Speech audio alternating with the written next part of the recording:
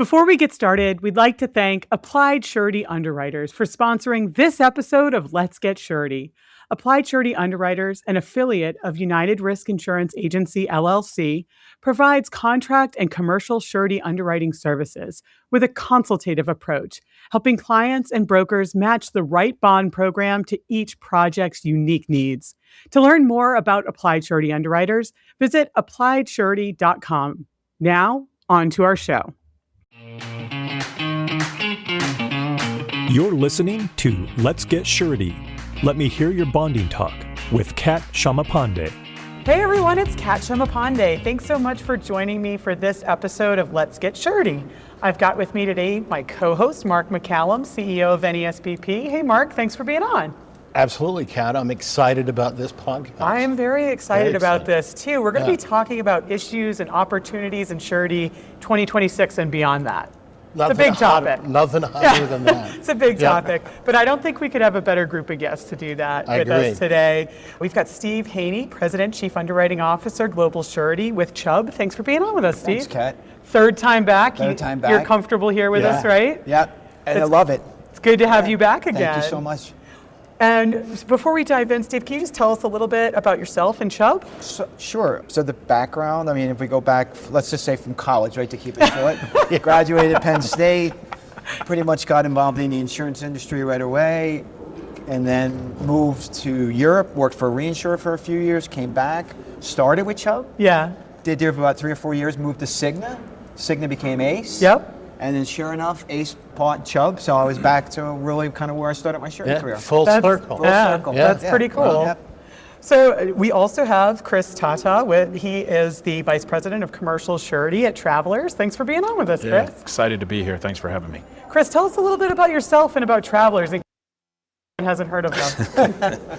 I've been with Travelers since 2004. So I actually started with Marsh, went through a training program there. Was there for 3 years and then came over to the underwriting side. And you don't usually hear it go that direction. Well, if people remember what happened in 2000. Valid point, yes. I think I wanted the technical expertise. Yeah. And so that was what was attractive at Travelers. And then since then, I've more or less had every job within commercial surety at Travelers. Yeah. Oh, that's great. Oh, that's great. Thanks for being on. Not last, but definitely not least, we have Nate Zangerle. Nate Zangerle is President of Global Surety with Liberty Mutual Surety. Thank you for having me on. Well, Excited Nate, to be here. It's great to have you. Tell us a little bit about yourself and about Liberty, in case no one's heard of Liberty Mutual. Well, my kids make a joke because the ads are always on. Liberty. I knew we made it once I got a picture from a good friend. They had the Halloween party, and they had a couple of kids at the elementary school. They're dressed as Doug. So when you see two Dougs dressed up, I'm like, we've made it. And everything, I was like, we've made it. Now, going back, I grew up in Ohio, went to school in Ohio, and after I got out, I got right in the surety industry. Worked out in Tucson, Reno, Detroit, Cincinnati, and Philadelphia. So I've lived around the U.S. and seen quite a bit. And I've had numerous roles. So kind of started off Liberty the old way. It was kind of a generalist. So I did both contract, commercial, and then took over for what we call their international reverse flow. So all the kind of foreign business coming in, plus the foreign placement. We grew. Then they asked me to be head of both my national accounts, international reverse flow, and the foreign. From there, I went to be a Chief Operating Officer, so got to learn more about compliance, legal, all that fun stuff, technology, and then the COO for Global Surety, and now is the President of Global Surety. It's terrific. Well, thanks for being on with us today, Nate. Thank you again for having me. This is my first time, so this is fun. Oh, yeah. I'm not a pro. You're not up at Steve's level. There always has to be a first time, Nate, so there you go. And like him, you'll probably want to come back again. Definitely. You too, Chris. So we were talking earlier about data centers. I feel like everyone's talking about data centers right now. Boy. Yeah. It's a pretty big topic. What's going on in the industry with data centers? Nate, you want to I'll start kick us off. It obviously is a big topic right now. One of the discussions you have is this a bubble? Where do you see the trend? I would say so far we do not see this as a bubble. When you talk about how much investment's going to go in the United States, I'll say I'm going to take it two ways, because it's not just the data centers, it's the power to power the data centers. That is a great point, yeah. But, the estimates are probably about $2 trillion, maybe up to $3 trillion that could be spent just in data centers in the United States. And then right behind that, the power that's going to have to power those data centers, about $2.5 trillion. So altogether. So it's, in the comments I'll hear when we're out talking to kind of our largest clients, it's kind of a once in a generational opportunity. The good news is the contracts that we're seeing for those data centers have been fairly favorable, and it's a supply and demand issue. Right. So they know it. They're not going to lean into something that doesn't make sense and doesn't have really good cash flow curves. And then the biggest issue is trying to manage the subcontractor risk, right? So you got to think the mechanical, the electrical, the plumbing, everything that goes in. The data centers themselves are not hard construction, but it is the sub packages and managing the CPUs and commissioning those plants. That's complex. I mean, you're going from 5 to 10 megawatts now to gigawatts. That's like an Exxon plant. I mean, it's to fire that up. It's a lot of power. So that's the complication. I mean, you always hear about labor scarcity, labor shortage, particularly in the construction industry. So you have these large projects. What does that do to the environment right around there in terms of the whole contractor, subcontractor community and labor issues and the like? I'd say it definitely puts stress into that system. Right. From what we've seen and what we hear when we go out with our best clients, 60% of those hyperscaler projects, I mean, they build them out Indiana, Wisconsin, maybe middle Pennsylvania. They're kind of out in the middle of Texas. Yep. So you're going to have travelers, right? Yeah. So, and the amount that they're paying for those travelers, you're getting some pretty good quality. So I wouldn't say it's been such a challenge on getting talent for those jobs. It's kind of the secondary effects. So you start to draw really strong talent onto those projects, then what does it do to your normal school work, hospital work, stadium work? So how does that impact kind of downstream tertiary effects? Right. Wow.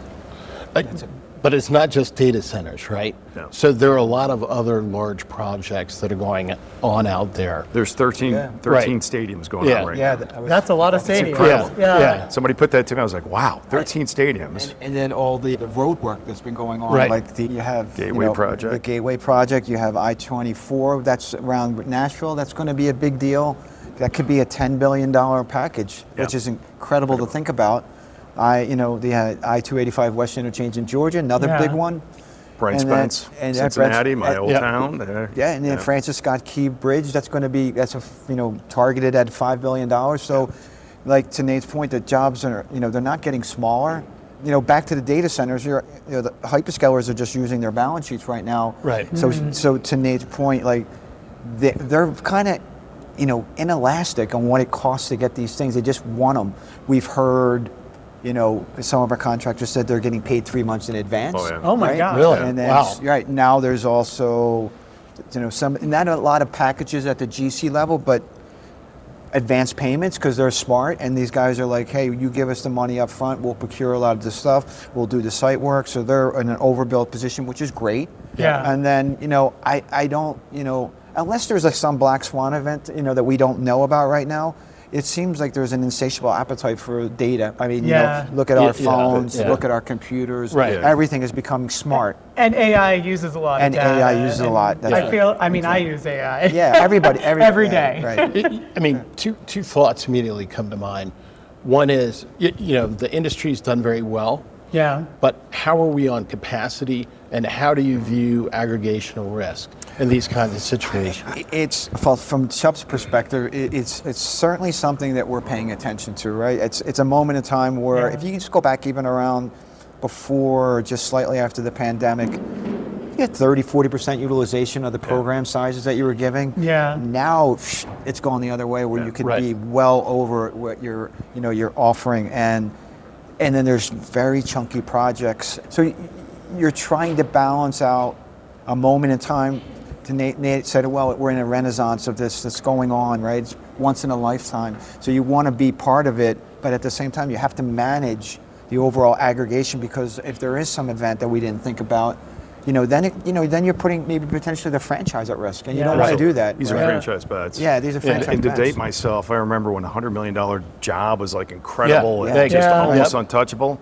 I hate to say it, like for now, that's just a normal job, right? So really, it doesn't hits my desk when it's $1 billion and above. I mean, that's one of the mega projects that we really start to talk about. And the industry has adapted and has moved with the ability to provide greater capacity, correct? Well, to Steve's point, we are tracking this very, very carefully, right? Very closely, taking a look at what those aggregations are, having those discussions, across leadership, just to make sure that everybody knows, knows what's out there. Right.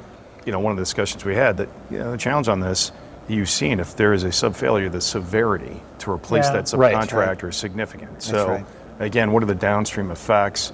How do you manage that risk? As you have these large jobs, you think about it creates operating leverage. So you have to flush that through the income statement, the balance sheet, so that creates leverage during that period of time. So then the balance sheets have to catch up to these giant programs. That's exactly so it's a constant balance. It's sitting down with our clients, understanding what their business plans look like and making sure everybody's on sides with all the expectations. And I know when I was meeting with our commercial surety committee earlier this week, we had a lot of talk around data centers in the commercial space as well. Yeah, I mean, we talked about this on the panel. The piece we haven't talked about, right, is the power delivery part of it. And that's tens of billions of dollars and maybe, those are financial guarantees, not performance guarantees. And there's not the capacity in the industry to kind of on that front, absorb all of that. So, and some of those, Chris, they're changing. The interconnection I've been hearing, PPAs, right? They're now changing. It's like sort of the nature, making them even more riskier. Yeah, they seem to be bundled together, right? It's probably not the direction you wanted it to go. It was more risky.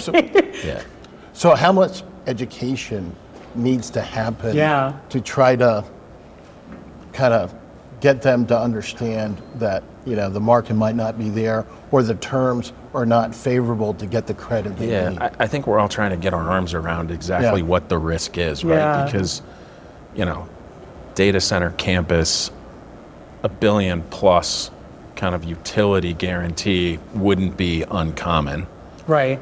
And so in the out year, and that could be a 10 to 15 year obligation, right? So in the out years, when it's backed by a lease from some of the hyperscalers, that's probably a pretty good risk, right? That's AA credit on that. But in the early years, before those leases are signed, what's the risk associated with that? I think that's what that's at least what we're trying to get our arms around, and how do we think about that? And then the shared surety component on top of that, right? I mean, on $1.5 billion kind of payment guarantee, like you may need 7, 8 different markets on that, and how does that work? And there's been some challenges with some shared surety structures, like particularly in oil and gas, when one of the pieces of the Jenga tower came out and it kind of collapses. So it's just, we've got to work through all of that, and that's going to take some time and, to your point, some education and some conversations. So we've been having a lot of conversations. And to Chris's point, I mean, A, the size, and then B, some of the PPAs, like the term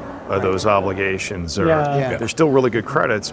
But when you're talking 10 to 15 year obligations, I was just going to comment. Some of the utility companies have actually come, and everyone thinks like Meta or Microsoft, their balance sheets, but the utility companies, because of the amount of CapEx that they have to spend and the amount of energy going to one of these facilities, they're like, well, what happens if they decide to go dark? And then they're going to have to execute against a corporate guarantee. They're concerned about that. That's a big concern. And they have to, because the ratepayers. I mean, that's people are. That's exactly right. We're on PGIM, right? Yes. And we're seeing our rates go up. I'm telling you, Philadelphia, it's we're fairly price inelastic in the Haney family, but I can tell you right now, I was like, wait a minute, these numbers have gotten pretty big. Just when I was looking at the news, because it's so hot in Philly.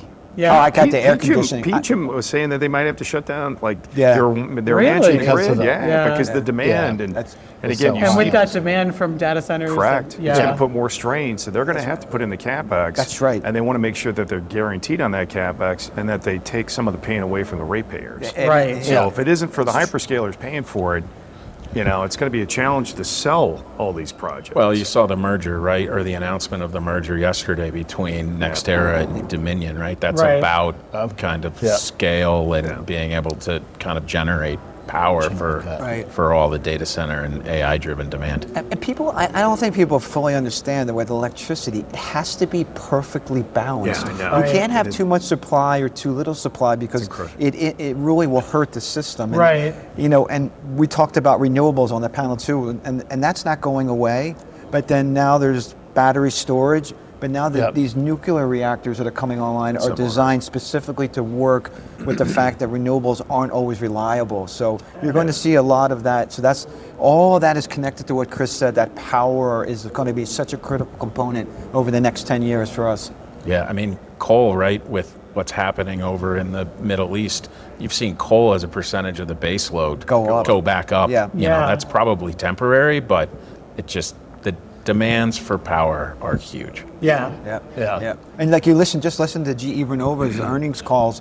They'll tell you like they're pretty much booked out on turbines out until 2030, and everything else is like hot. The only area that's kind of weak right now is just the wind turbines, and that's because a lot of the offshore stuff kind of got scrapped because of just environment, the administration, right? Exactly. And there even seems to be more possibly on the horizon.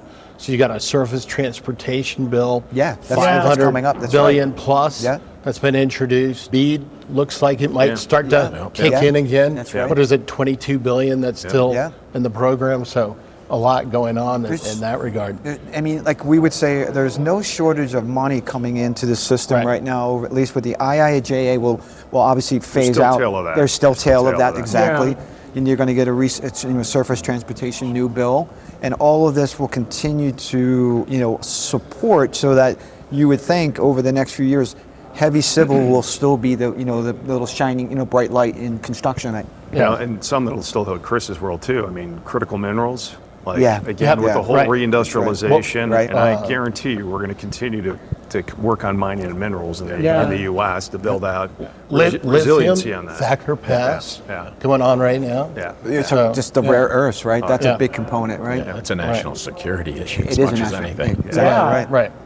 Yeah. So with all that going on, how are your clients doing, and what are you doing to position them with all this opportunity so that they're doing it the right way, they understand their risk, and perhaps they don't overeat, so to speak? Yes. Some of our clients will tell you admittedly that they're just passing on, opportunities. hundreds of That's millions what of I keep dollars. hearing. Selective.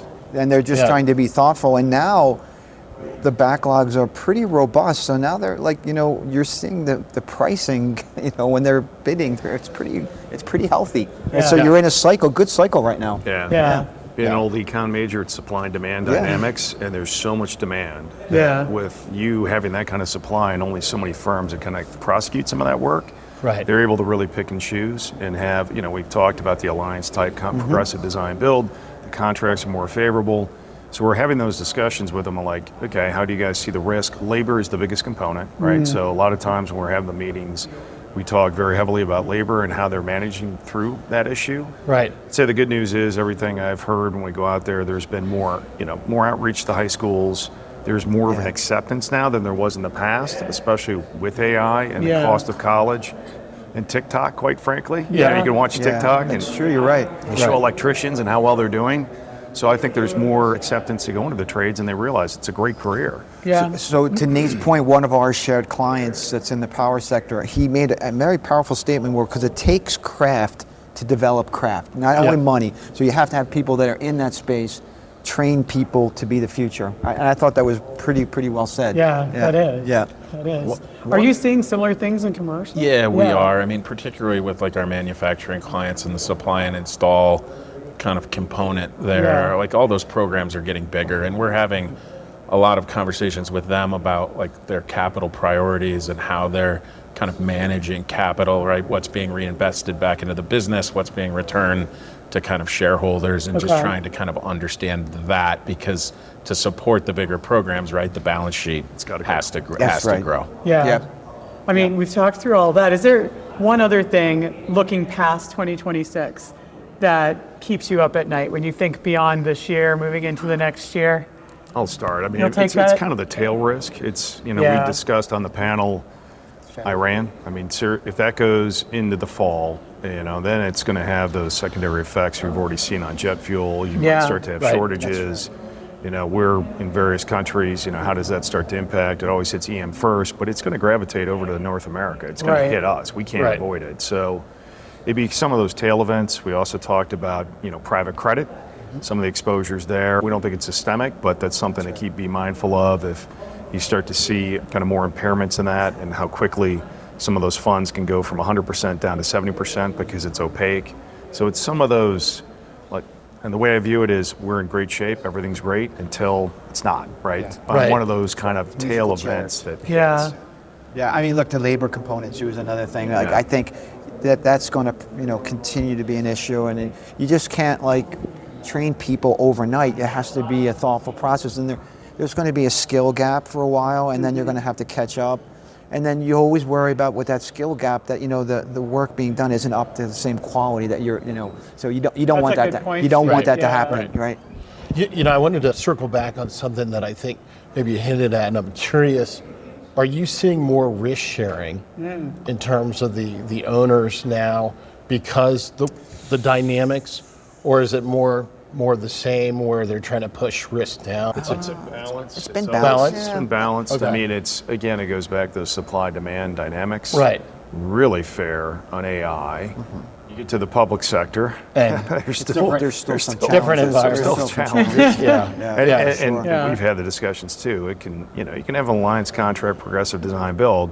It's still who's on the other side. That's right. I mean, Right. the owner, it can be written pretty fairly or a little bit maybe obtuse, but how is that owner, right? Right. So, Right. That's how all- are they really going to be a partner, or They're gonna be when confrontational. Right. When I mentioned that's a great service that you all do for your clients, and kind of knowing the reputations of Yeah. different owners, Yeah. and being able to help them with navigate. that. Even inside the organizations, there are pockets where you can get good owners, good project managers, and then there's ones where they're not so good, and then that's Nate's right. Financial terms are generally pretty generous, they're bidding it appropriately, but if you get a bad Yeah. owner, it's tough. It's tough. It just makes the job so much more difficult. Well, We've been talking about all the opportunities, right? Yeah. This is really a kind of moment in time for the surety industry to kind of rise to the challenge, right? And design kind of products, adapt the product to kind of fit and solve Where some we are. solutions Yeah, for yeah, all that's right. for all the owners. So Yeah. it's exciting. It's also scary because there's Yeah. real risk in some of these things. So Yeah.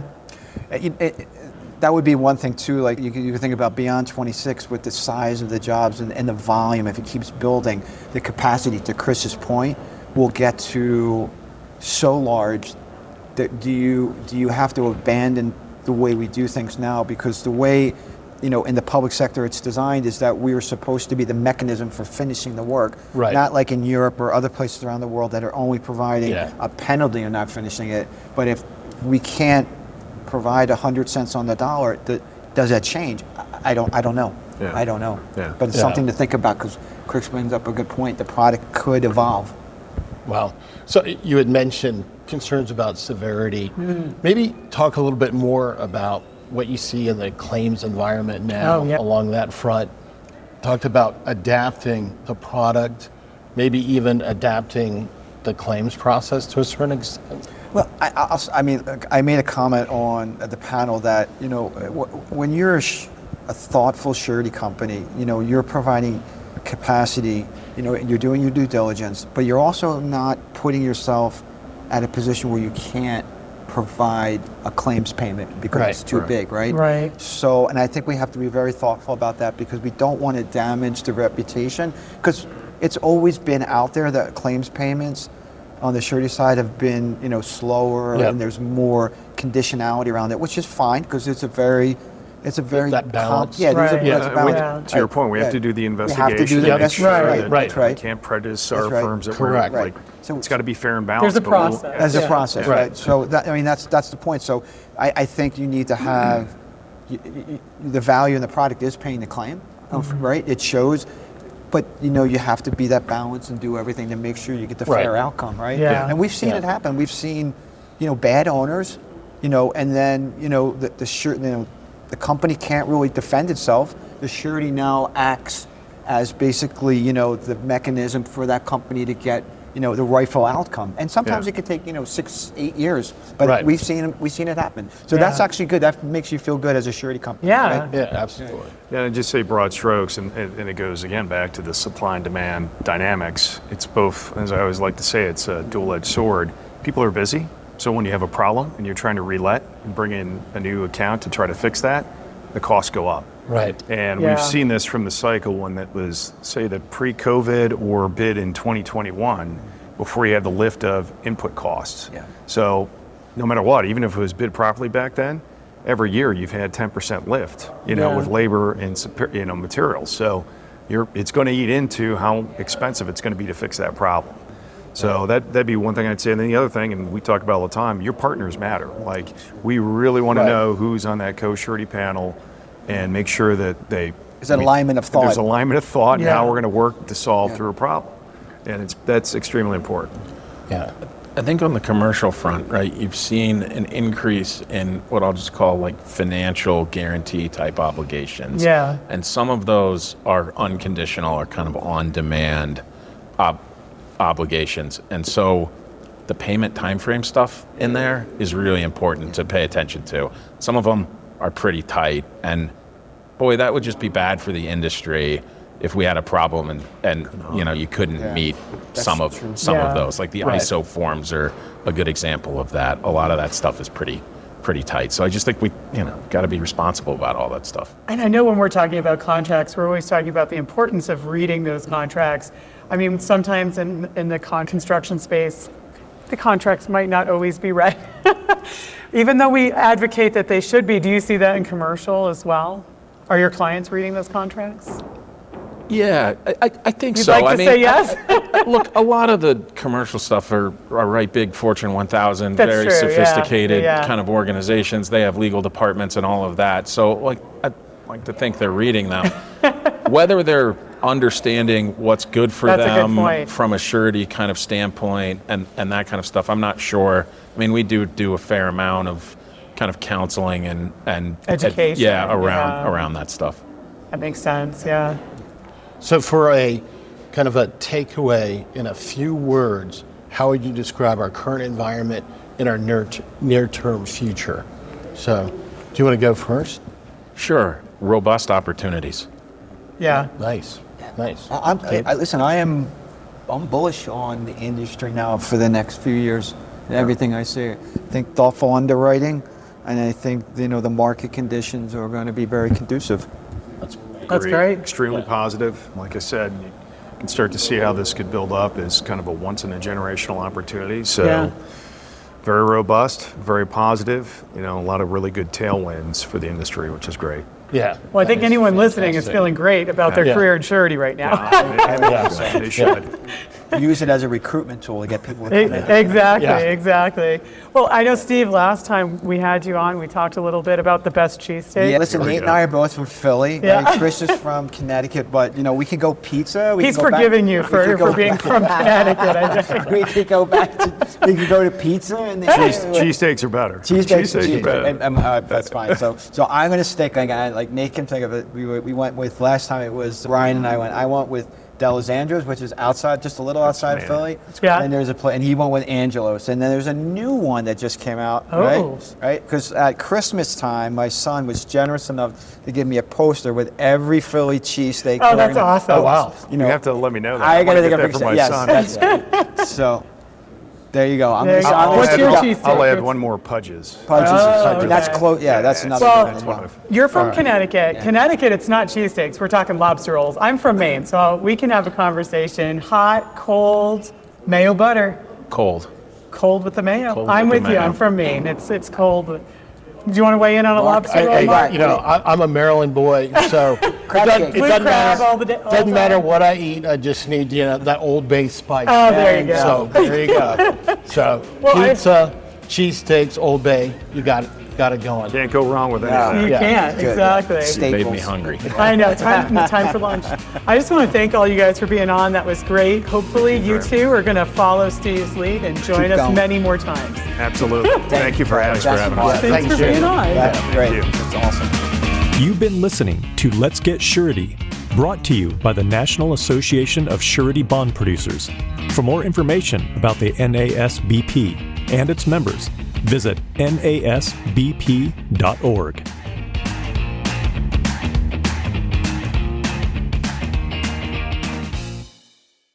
Before we go, we'd like to thank Applied Surety Underwriters again for their generous support in sponsoring this episode of Let's Get Surety.